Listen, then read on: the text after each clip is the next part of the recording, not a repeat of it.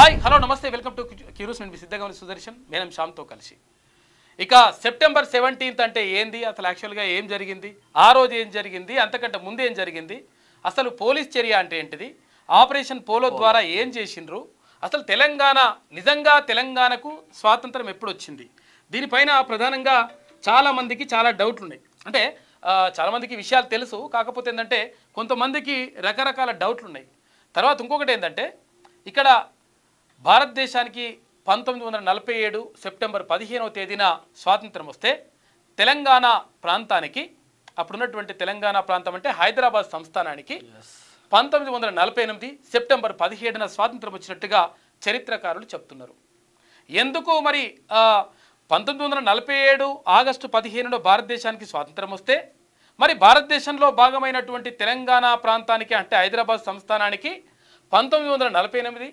September 17th అంటే 17 తారీఖు నాడు ఎట్లా స్వాతంత్రం వచ్చిందని చెప్పి చాలా మందికి డౌట్ ఉంటుంది దీనిపైన ఒక్కొక్క పార్టీ ఒక్కొక్క విధానాన్ని తీసుకున్నది భారతీయ జనతా పార్టీ అంటుంది ఇది విమోచన దినోత్సవం అని చెప్పేసి ఇక్కడ విలీన దినం అని చెప్పేసి గతంలో కాంగ్రెస్ పార్టీ చెప్పింది తర్వాత విద్రోహ దినం అని చెప్పేసి అక్కడ ఎంఐఎం తర్వాత ఇక్కడ ఏది వామపక్షాలు అంటా ఉన్నాయి లేదు దేశ సమైక్యతా దినం అని చెప్పేసి బీఆర్ఎస్ పార్టీ ప్రకటించింది ఇప్పుడున్నటువంటి ప్రభుత్వం ప్రజాపాలన దినోత్సవం అని చెప్పేసి ఇప్పుడున్నటువంటి కాంగ్రెస్ ప్రభుత్వం చెప్తా ఉంది అంటే ఏ ప్రభుత్వాలు వస్తే ఆ ప్రభుత్వాలు సెప్టెంబర్ 15ను మార్చుకుంటా పోతా ఉంటే అసలు నిజమేంది పేరును మార్చుకుంటూ పోతా ఉన్నారు అసలు నిజంగా సెప్టెంబర్ 17th అసలు కథ ఏంటి మనం చూసేటువంటి ప్రయత్నం చేద్దాం ఇది విలీన దినమా విమోచన దినమా విద్రోహ దినమా లేకపోతే సమైక్యతావాదమా లేకపోతే ఇదంటే ప్రజాపాలన దినోత్సవమా ఏది చేసుకోవాలి మొత్తం మీద ఏది ఇక్కడ సెప్టెంబర్ 17కి సంబంధించి ఇక్కడ చాలా విషయాలు చెప్పుకోవాల్సిన అవసరం ఉన్నది ఎందుకనంటే బానిస బతుకులకు స్వేచ్ఛ దొరికిన రోజు నిరంకుశ పాలనకు చరమగీతం పాడిన రోజు నైజామోని పైజా మూడగొట్టి నడ్డి విడిచిన రోజు వాన్ని బండకేసి తొక్కిన రోజు బట్టలిప్పి బతుకమ్మలాడించినటువంటి ఈ దుర్మార్గాలకు దురాఘాతాలకు చరమగీతం పాడినటువంటి రోజు తెలంగాణ సాయుధ రైతాంగ పోరాట యోధుల యొక్క కళ ఫలించిన రోజు లెక్కలేనన్ని ప్రాణత్యాగాలు వేలాది మంది ప్రాణత్యాగాలు మొత్తం కలగలిసి తెలంగాణ సాయుధ రైతాంగ పోరాటం ఈ పోరాటంలో రజాకారులపై ఆనాటి రైతులు ఎవరైతే ఉన్నారో భూమి కోసం భుక్తి కోసం బానిస బతుకుల విముక్తి కోసం వాళ్ళు పోరాడినటువంటి పోరాటం అంతా కూడా అంటే చాకలి ఐలమ్మ కానీ దొడ్డి కుమరయ్య కానీ ఇట్లా చాలామంది చేసినటువంటి పోరాటాలకు ఫలితంగానే ఆ తరువాత ఏది భారత హోంశాఖ మంత్రిగా ఉన్నటువంటి సర్దార్ వల్లభాయ్ పటేల్ తీసుకున్నటువంటి ఒక గొప్ప నిర్ణయం వల్ల తెలంగాణ రాష్ట్రానికి అంటే తెలంగాణ ప్రాంతానికి అప్పుడున్నటువంటి హైదరాబాద్ సంస్థానానికి విమోచనం లభించినటువంటి మాట వాస్తవం ఇది విమోచనం అని చెప్పుకోవాలి తెలంగాణ ప్రాంతానికి అంటే హైదరాబాద్ సంస్థానానికి స్వాతంత్ర దినోత్సవంగా జరుపుకోవాల్సినటువంటి రోజు ఎందుకంటే ఎప్పుడు స్వాతంత్రం రాక పూర్వం అంటే ఇక్కడ రజాకర్ల యొక్క ఆగడాలు కొనసాగుతున్నటువంటి సమయంలో దాశరథి కృష్ణమాచార్యుల్ని తీసుకెళ్ళి అక్కడ నిజామాబాద్ జైల్లో పెట్టి ఇష్టం వచ్చినట్టుగా చిత్రహింసలు పెడతా ఉంటే అక్కడ ఉన్నటువంటి ఎవరు ప్రజల మనిషి వట్టికోట అల్వార్ స్వామిని అక్కడ చాలామంది అంటే చాలా రకరకాలుగా హింసించిండ్రు జైల్లో ఎందుకనంటే దాశరథి కృష్ణమాచార్యులు రోజు ఆ జైల్లో ఉన్నటువంటి గోడల పైన రాసిండు ఓ నిజాము పిచాశమా కానరాడు నిన్ను బోలిన రాజు మాకెన్నడేని తీగెనలు తెంపి అగ్నిలో దింపినావు నా తెలంగాణ కోటి రత్నాల వీణ అని చెప్పేసి గర్జించిండు ఆ తెలంగాణ కోటి రత్నాల వీణ అనేది అక్కడి నుంచి వచ్చింది అయితే ఇది రాసినటువంటి దాశరథిని చూసి దాశరథి రాసిండు అనుకోకుండా ఇక్కడ వట్టికోట అల్వార్ స్వామి రాసిండని చెప్పేసి వట్టికోట అల్వార్ స్వామిని చిత్రహింసలకు గురి చేసిండ్రు తర్వాత కాలంలో ఆయన చనిపోయిండు 2 సంవత్సరాల తర్వాత అంటే ఇదంతా కూడా జరుగుతుంది ఇదంతా ఎందుకు జరిగింది అంటే నిజాం వ్యతిరేకంగా నిజాం నిరంకుశత్వ పాలనకు వ్యతిరేకంగా ఆనాటి పోరాటాలు జరిగినాయి ఇప్పుడు చెప్తున్నటువంటి వామపక్షాలు చరిత్రను వక్రీకరిస్తున్నట్టే లెక్క ఎందుకంటే విద్రోహ దినుడు అనడం మాత్రం 1000% తప్పు విద్రోహం ఎట్లయితది తెలంగాణ రాష్ట్రానికి ఎస్పెషల్లీ హైదరాబాద్ సంస్థానానికి విమోచనం కలిగిన దినం కదా అయితే స్వతంత్రం వచ్చిన దినం కదా అయితే ఏందంటే అసలు యాక్చువల్గా వాళ్ళే వ్యతిరేకంగా మాట్లాడుకుంటున్నటువంటి పరిస్థితి ఎందుకనంటే కారణం చెప్తా ఇప్పుడు ఎప్పుడు రజాకార్లు కానీ తర్వాత ఇక్కడ నిజాం నిరంకుశత్వ పరిపాలనకు కానీ వ్యతిరేకంగా పోరాటం చేసింది వామపక్ష భావజాలం ఉన్నటువంటి అప్పుడు కమ్యూనిస్టు నాయకులు. రావి నారాయణ రెడ్డి కానీ, ఆరుట్ల రామచంద్రారెడ్డి కానీ, ఆరుట్ల కమలాదేవి కానీ, అట్లా రకరకాలుగా గొప్ప గొప్ప నాయకులు, ఆనాటి నాయకులు చాకలి ఐలమ్మ, తర్వాత షేక్ బందగి, తర్వాత ఇక్కడ దొడ్డి కొమరయ్య లాంటి మహాయోధులు అక్కడ నిజాం పరిపాలనకు వ్యతిరేకంగా పోరాటం చేసిండ్రు. వీళ్ళందరూ కూడా అంటే ఇక్కడ బేగంపేట దగ్గర చూసుకుంటే రేణుకుంట రామరెడ్డి వీరోచిత పోరాటం చేసిండు. అక్కడ నిజాం నిరంకుశత్వాన్ని ఎదిరించిండు.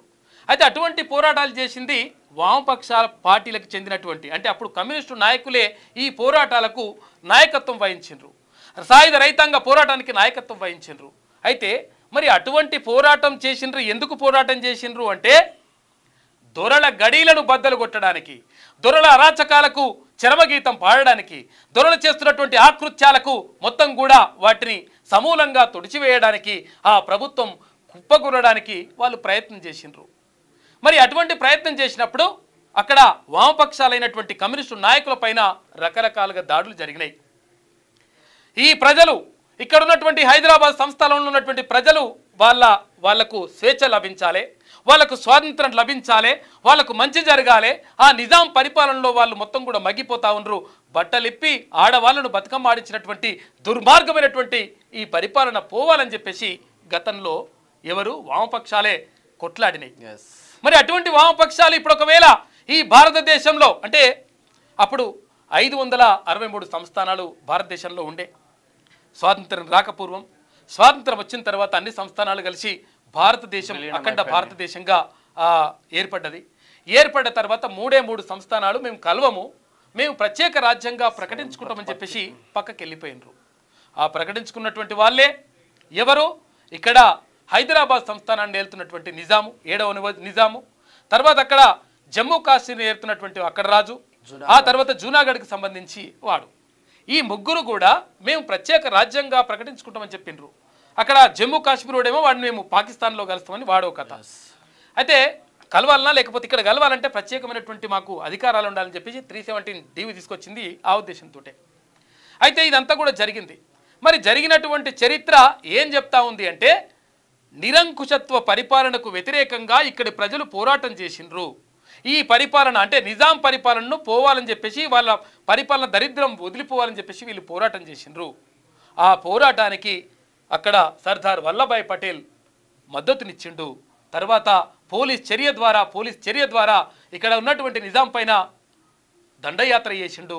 ఆ తర్వాత హైదరాబాద్ సంస్థానం భారతదేశంలో విలీనమైపోయింది. ఆ తర్వాతగా 7వ నిజాంని రాజ్ ప్రముఖగా ఏర్పాటు చేస్తారు, అదో విషయం. కానీ అయితే ఇదంతా కూడా జరిగింది.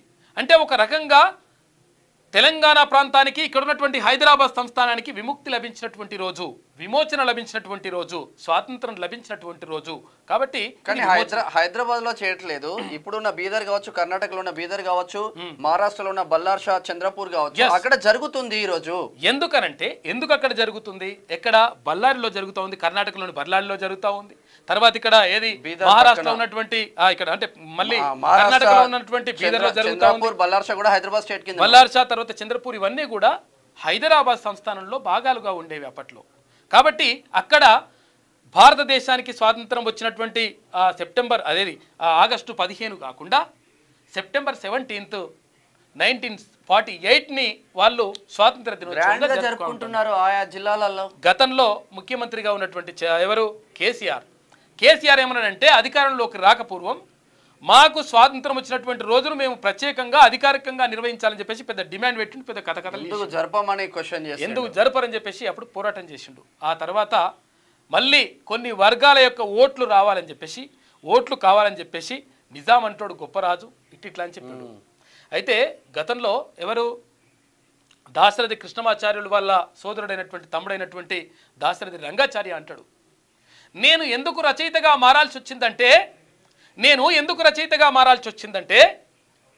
ఈ నిజాం ప్రభుత్వం చేసినటువంటి దుర్మార్గమైనటువంటి దుశ్చర్యలు కాకుండా నిజాం ఒక గొప్ప రాజు అని చెప్పేసి భవిష్యత్తులో ఒకవేళ చెప్పుకునేటువంటి ప్రమాదం ఉంటదేమో, నిజాం గొప్పవాడుగా చరిత్రలో ఒకవేళ మరి అట్లా నిలిచేటువంటి ప్రమాదం ఉంటుంది. ఎందుకంటే వీడు దుర్మార్గం చేసిండు.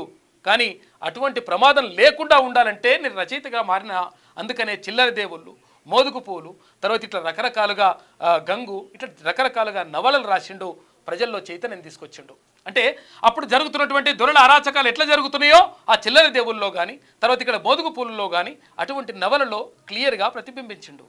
కాబట్టి నేను రచయితగా మారాల్సిన అవసరం ఎందుకు వచ్చింది అంటే, ఈ నిజాం పరిపాలనలో ఎన్ని దురాఘాతాలు జరిగినాయి, ఎంతో దుర్మార్గమైనటువంటి పరిపాలన జరిగింది, హిందువుల పైన జరిగినటువంటి దాడులు ఎట్లా జరిగినాయి, ఆడవాళ్ళని అంటే ఆడవాళ్ళని బట్టలిపి బతుకమ్మ ఆడించినటువంటి మనల్ని కూడా చేసుకొని ఘనత నిజాంది.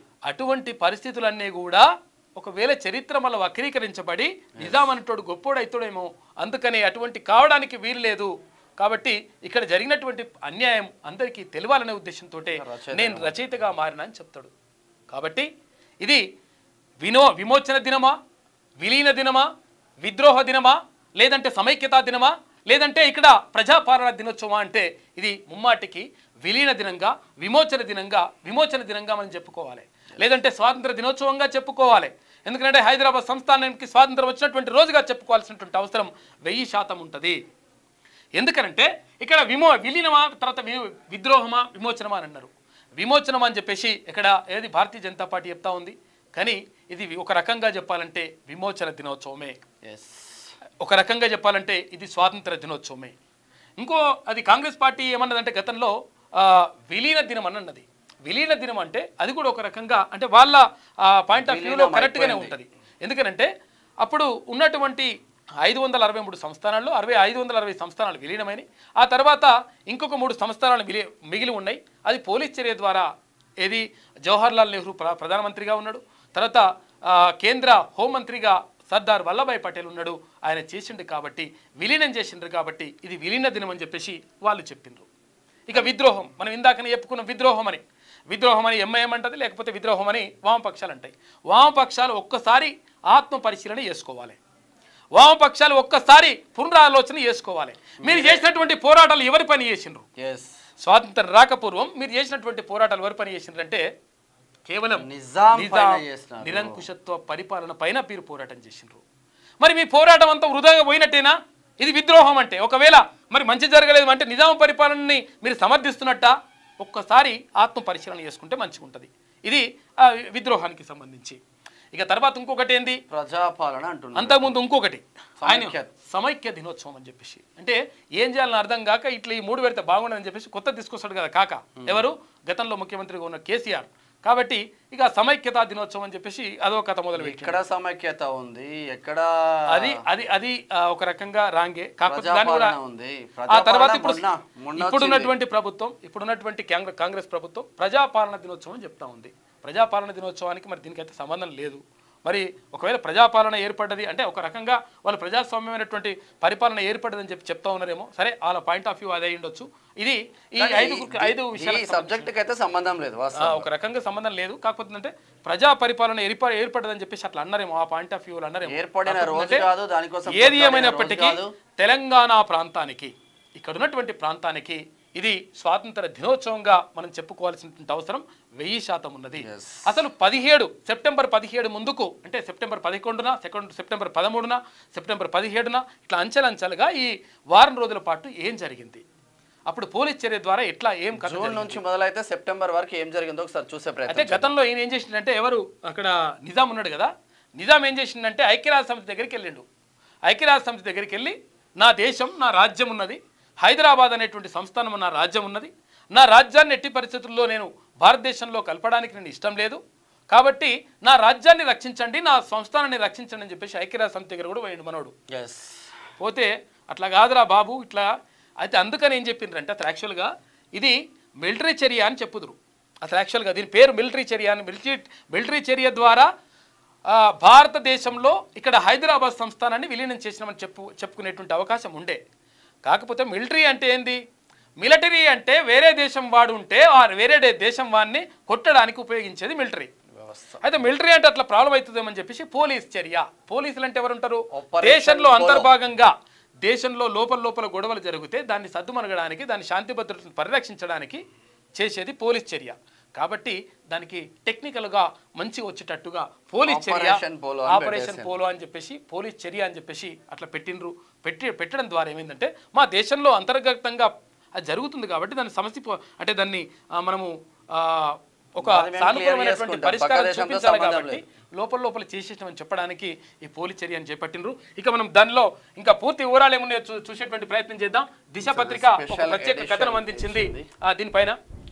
సెప్టెంబర్ 17 హిస్టరీ, ఆనాడు అసలేం జరిగింది, ఈ అంశంపై సుప్రీంకోర్టు స్పందన ఏంటి, 1950లో ఎన్నికలు లేకుండా ఐసీఎస్ అధికారి వెల్లోడికి సీఎం బాధ్యతలు, 1952లో ఎన్నికల తర్వాత సీఎంగా బూర్గుల, చనిపోయే వరకు రాజ్ ప్రముఖ నిజాం ఎందుకున్నాడు, అసలు ఇది ఐరాసాను నిజాం ఏం కోరిండు, అసలు ఇది విమోచనమా, విలీనమా, విద్రోహమా, సమైక్యతమా, సమైక్యతమా ఇంకా లేకపోతే ప్రజాపాలన మాట్లాడుకుందాం. అసలు స్టోరీ చూద్దాం అసలు ఏం జరిగిందో. సెప్టెంబర్ 17 తెలంగాణ చరిత్రలో ఎప్పుడు వివాదాస్పదమే. విలీనం, విమోచనం, విద్రోహం, సమైక్యత ఇలాంటి అనేక పదాలు వినిపిస్తూ ఉంటాయి. 1948 సెప్టెంబర్ 17న నిజాం నవాబు భారత ప్రభుత్వానికి లొంగిపోయారా? హైదరాబాద్ రాష్ట్రాన్ని భారత యూనియన్లో విలీనం చేశారా? కేవలం తన సైన్యాన్ని మాత్రమే అప్పగించారా? 1950 జనవరి 26 వరకు హైదరాబాద్ రాష్ట్రం భారత్లో అంతర్భాగమే కాదని సుప్రీంకోర్టు ఎందుకు వ్యాఖ్యానించింది? భారత రాజ్యాంగం అమల్లోకి వచ్చిన 1950 జనవరి 26కు హైదరాబాద్ రాష్ట్రానికి సంబంధం ఏంటి? అప్పటి వరకు హైదరాబాద్ను పాలించిందెవరు? నిజాం ఎందుకు కొనసాగాల్సి వచ్చింది? నిజాం లొంగిపోయిన తర్వాత కూడా ఆపరేషన్ పోలో ఎందుకు జరిగింది? మిలిటరీ జనరల్గా ఉన్న జేఎన్ చౌదరి ఆ తర్వాత ఐసీఎస్ అంటే ఇండియన్ సివిల్ సర్వీస్ అధికారి వెల్లోడికి సీఎం బాధ్యతలు, ఎన్నికలే లేకుండా ఆ పనిని కట్టబెట్టడం, ఇలాంటి అనేక ప్రశ్నలు ఉత్పన్నమవుతా ఉన్నాయి. వాటికి సమాధానమే ఇప్పుడు స్టోరీ. ఇంకా చూద్దాం అసలు ఎక్కడ, ఎప్పుడు, ఎక్కడ ఏం జరిగింది. సెప్టెంబర్ 17 1948, అంతకుముందు ఆ తర్వాత ఏం జరిగిందో చూసే ప్రయత్నం చేద్దాం. జూన్ 3 1947 బ్రిటిష్ ఇండియాను భారత్, పాకిస్తాన్ దేశాలుగా ఏర్పాటు చేయనున్నట్లు governor general lord Mountbatten ప్రకటన చేసిండ్రు. జూన్ 3 1947లో India separate, Pakistan separate, Britishers ప్రకటన చేసిండ్రు. జూన్ 11 1947 తాను భారత్లో కానీ పాకిస్తాన్లో కానీ భాగం కావబోనని నిజాం ప్రకటన చేసిండ్రు. జూన్ 11 1947. ఇక నెక్స్ట్ ఆగస్టు 15 1947 భారత్ కు స్వాతంత్ర సిద్ధి, మొదటి ప్రధానిగా జవహర్ లాల్ నెహ్రూ నియామకం. కానీ మన తెలంగాణ రాష్ట్రానికి కానీ హైదరాబాద్ స్టేట్ కానీ మనకు రాలేదు. తర్వాత నవంబర్ 29 1947 నిజాం సర్కారు భారత ప్రభుత్వం మధ్య యథాతథ ఒప్పందం, అంటే బ్రిటన్కు నిజాంకు మధ్య ఏవైతే పాలన వ్యవహారాలు ఒప్పందాలు అమలయ్యాయో అవే నిజాంకు భారత ప్రభుత్వానికి మధ్య వర్తిస్తాయన్నది ఈ ఒప్పందం సారాంశం అనమాట. అయితే విషయం ఏంటంటే అసలు యాక్చువల్గా మొట్టమొదట భారతదేశంలో సైన్య సహకార పద్ధతికి అది సహకరించింది, సైన్య సహకార పద్ధతి కావాలని చెప్పింది ఒకటంటే నిజాం నవాబ్. వీళ్ళే కోరినరు, అంటే మీ సైన్యాన్ని మా దగ్గరికి పంపించండి. అందుకని ఇప్పుడు అదేది రెజిమెంటల్ బజార్ తర్వాత ఇక్కడ ఏది ఉంటుంది సికింద్రాబాద్ దగ్గర దాన్ని ఏమంటారు కంటోన్మెంట్ ఏరియా. ఈ కంటోన్మెంట్ ఏరియా దగ్గర ఏమైతుందంటే బ్రిటిష్ సైన్యాన్ని పెట్టుకోవడానికి నిజాం అవకాశం ఇచ్చిండు కాబట్టి అది కంటోన్మెంట్ ఏరియా అని స్పెషల్గా అట్లా అయిపోయింది. దాని గురించి కూడా మాట్లాడారు. ఆగస్టు 21 1948 తమ సార్వభౌమత్వానికి భంగం కలుగుతుందని జోక్యం చేసుకోవాలని ఐక్యరాజ్య సమితి భద్రతా మండలికి నిజాం ప్రభుత్వం ఫిర్యాదు చేసింది. ఏమని చేసిందంట, నా దేశం మీద భారతదేశం దండెత్తుతుంది, మాకు అన్యాయం జరుగుతుందని చెప్పేసి ఐక్యరాజ్య సమితికి పోయినట మనోడు. అది లెక్క. ఇక సెప్టెంబర్ 4 1948 భారత సైన్యాల జోక్యాన్ని నిలిపేయాలంటూ బ్రిటిష్ ప్రభుత్వానికి నిజాం విన్నవించిండు. సెప్టెంబర్ 13 1948 తెల్లవారుజామున 4 గంటలకు మేజర్ జనరల్ జేఎన్ చౌదరి నేతృత్వంలోని ఆపరేషన్ పోలో ప్రారంభం. ఆపరేషన్ పోలో ప్రారంభమైంది. హైదరాబాద్ స్టేట్ పై భారత సైన్యాల ఆక్రమణ ఎప్పుడు సెప్టెంబర్ 13 రోజు. ఆ రోజు ఇక్కడ బీబీ నగర్ నుంచి స్టార్ట్ నగర్ దాకా దండెత్తుకొని వచ్చేసి. ఇక సెప్టెంబర్ 17 ఇప్పుడు మనం చెప్పుకుంటున్నాం కదా, ఈ రోజు సెప్టెంబర్ 17 1948 సాయంత్రం 5 గంటలు భారత సైన్యానికి నిజాం సైన్యాల లొంగుబాటు, భారత యూనియన్లో విలీన ఒప్పందంపై 7వ నిజాం సంతకం చేసిండు. ఇక మనం ఇక్కడ ఫోటో చూసుకోవచ్చు. ఇక్కడ సంతకం చేసేసి దండం పెట్టిండు. ఎవరు ఇక్కడ? సర్దార్ వల్లభాయ్ పటేల్ 7వ నిజాం. లొంగుబాటు తర్వాత హైదరాబాద్కు వచ్చిన అప్పటి హోంమంత్రి సర్దార్ వల్లభాయ్ పటేల్కు వంగి నమస్కరిస్తున్న నిజాం ఫైల్ ఫోటో ఇది.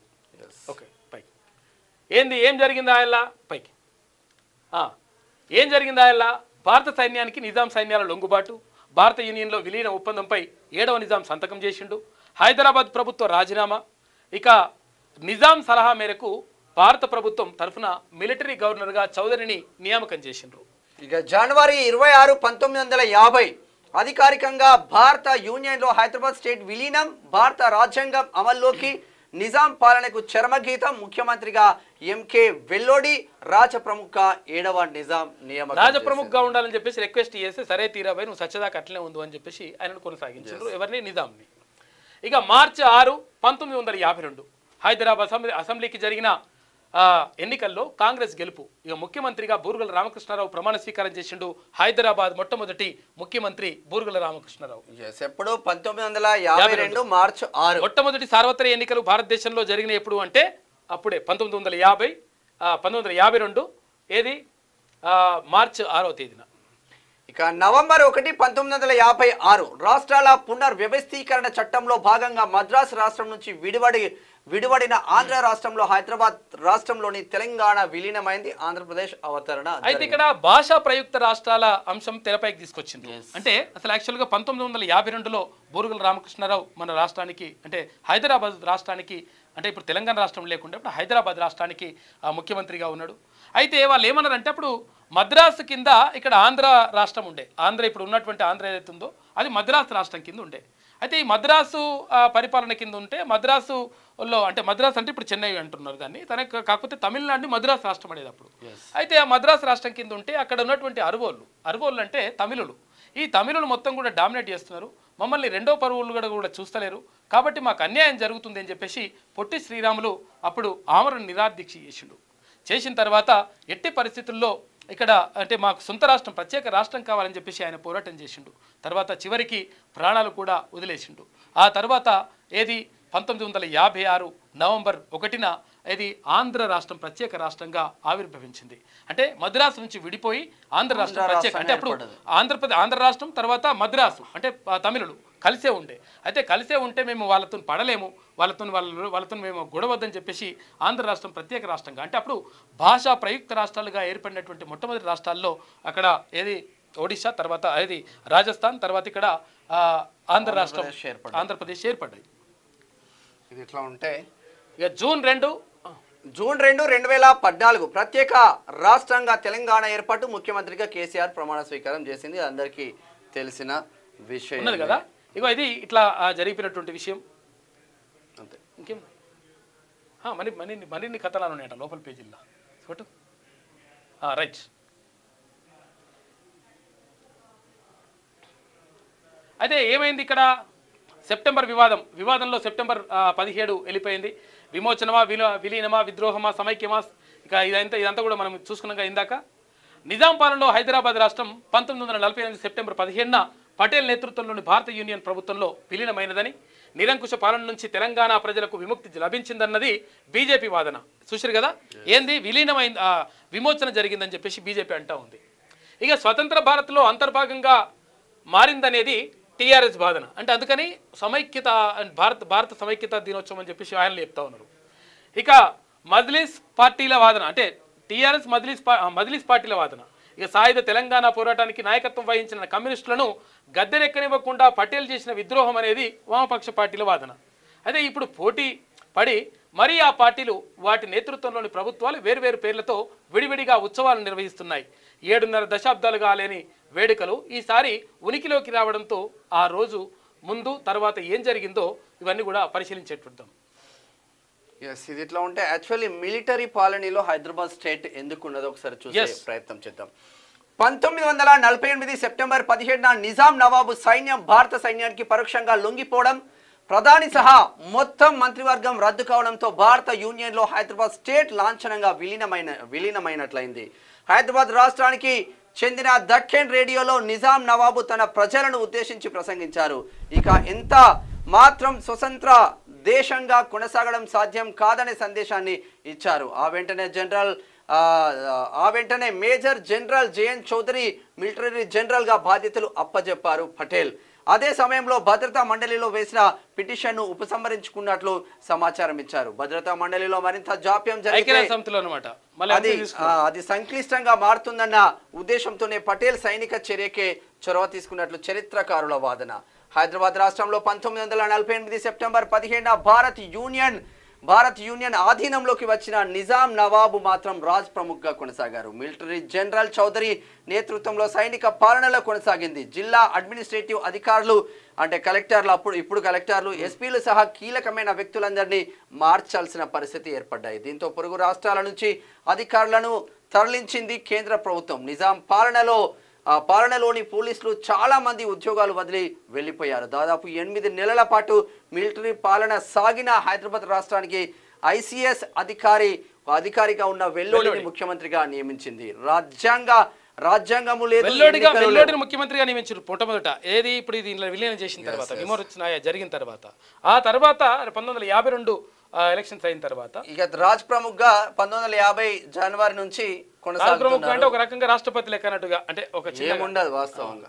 ఇక లొంగిపోయి కేంద్ర హోంమంత్రి పటేల్ దూతగా ఏజెంట్ జనరల్ వచ్చి మున్షీ ద్వారా నిజాం నవాబు సందేశం పంపిన మరుసటి రోజు సెప్టెంబర్ 18న మేజర్ జనరల్ చౌదరి సమక్షంలో హైదరాబాద్ స్టేట్ ఆర్మీ లొంగిపోయింది. ఆ వెంటనే చౌదరి మిలిటరీ జనరల్గా నియమితులై హైదరాబాద్ పరిపాలనను తన అధీనంలోకి తీసుకున్నారు. రాజ్ ప్రముఖ్గా నిజాం నవాబు కొనసాగుతున్న ఉత్తర ప్రత్యుత్తరాలన్నీ ఢిల్లీ నుంచే నడుస్తున్నాయి. ఆ తర్వాత ముఖ్యమంత్రిగా వెల్లోడి వచ్చిన 1950 జనవరి 26 నుంచి మాత్రమే లాంఛనంగా భారత్లో అయినట్లయింది.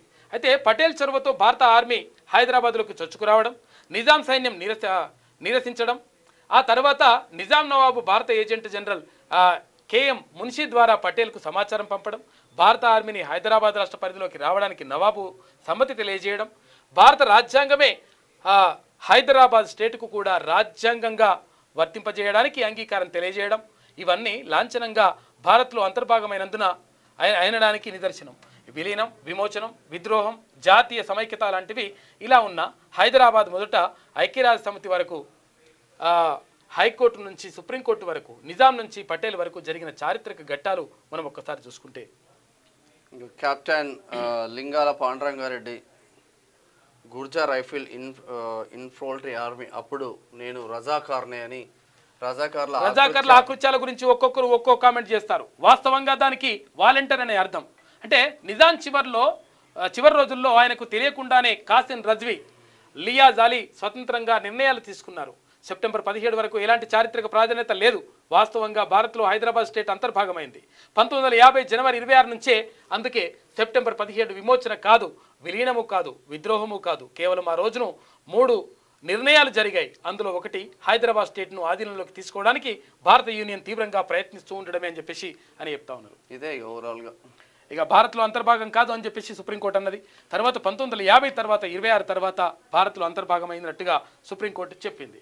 ఇక సర్దార్ చొరవతో రజాకార్ల ఆకృత్యాలు, కమ్యూనిస్టుల నాయకత్వంలో గ్రామాల్లో రైతుల సాయుధ దాడులు, భారీ స్థాయిలో ఇరువైపులా జరుగుతున్న ప్రాణ నష్టం తదితరాలతో నిజాం సైన్యంలో ఆందోళన మొదలైంది.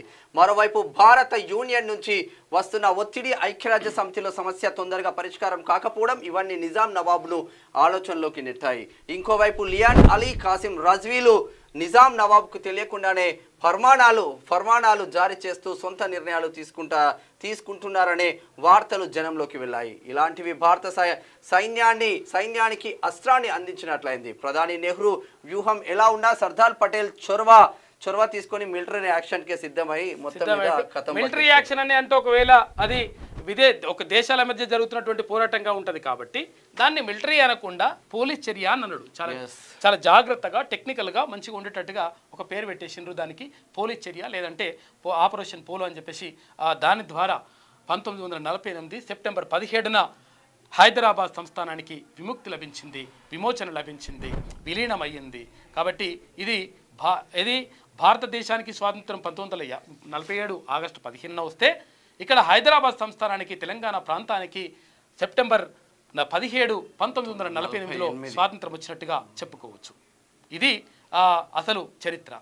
ఇది అసలు చరిత్రను వక్రీకరిస్తా ఉన్నారు, కానీ చరిత్ర అట్లనే ఉంటది అన్న విషయం మర్చిపోవద్దు. క్యూ న్యూస్ ఛానల్లో పనిచేయటకు అనుభవం గల సీనియర్ వీడియో ఎడిటర్స్ కావాలను సంప్రదించవలసిన నెంబర్ 8688926084 qnewsads@gmail.com ను సంప్రదించండి.